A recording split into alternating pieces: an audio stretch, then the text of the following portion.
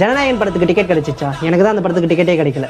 அந்த படத்துல சரியான ஆக்ஷன் சீன்ஸ்லாம் இருக்குன்னு சொன்னாங்க. ஆனா அதை விட பெரிய ஆக்ஷன் சீன் டெல்லியில நடந்திருக்கு தெரியுமா? 50,000 இருந்து 60,000 பேரை அடிச்சே துரத்திருக்காங்க. 5 வருஷம் 6 வருஷம்னு சொல்லிட்டு கோச்சிங் சென்டர்லாம் ஜாயின் பண்ணி படிச்சு எக்ஸாம் சென்டருக்கு போனா பொண்ணுங்கன்னு கூட பார்க்காம அவங்களோட இன்னர் வேர்ஸ் வரைக்கும் செக் பண்ணி உள்ள அனுப்புறாங்க.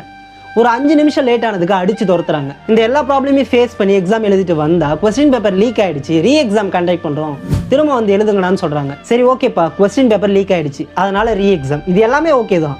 ஆனா இந்த அளவுக்கு செக்யூர்டா நடந்த எக்ஸாமோட கொஸ்டின் பேப்பர் எப்படி லீக் ஆச்சு? இந்த ரீ எக்ஸாம்னால 14 ஸ்டூடெண்ட்ஸ் சூசைட் பண்ணிருக்காங்க. அவங்களோட ஃபேமிலிக்கு யார் ரெஸ்பான்ஸ் பண்றது? இதெல்லாம் கேட்க வந்தா அடிச்சு துரத்துறாங்க. அங்க சோனம் வாங்சுக்ன்ற ஒரு மனுஷன் ஜூன் 30 இருந்து சாப்பிடாம உண்ணாவிரத போராட்டத்தில் இருக்காரு. அந்த ப்ரொடெஸ்ட்ல கலந்துக்கிட்டவங்கள சின்னவங்க பெரியவங்க பெண்கள்னு சொல்லிட்டு யாரையுமே கன்சிடர் பண்ணாம ரத்த வர வரைக்கும் அடிச்சு துரத்திருக்காங்க. I think this is not a democracy. இந்த ப்ரொடெஸ்ட்க்கு தமிழ்நாடு உட்பட 11 ஸ்டேட்ல இருந்து கலந்துட்டு இருக்காங்க. அண்ட் இந்த ப்ராப்ளம் இந்தியாவில் நடந்துகிட்டு இருக்குன்றது நிறைய பேருக்கு தெரியாது. ஸோ எல்லாருக்குமே இந்த வீடியோ ஷேர் பண்ணி தெரியப்படுத்துங்க.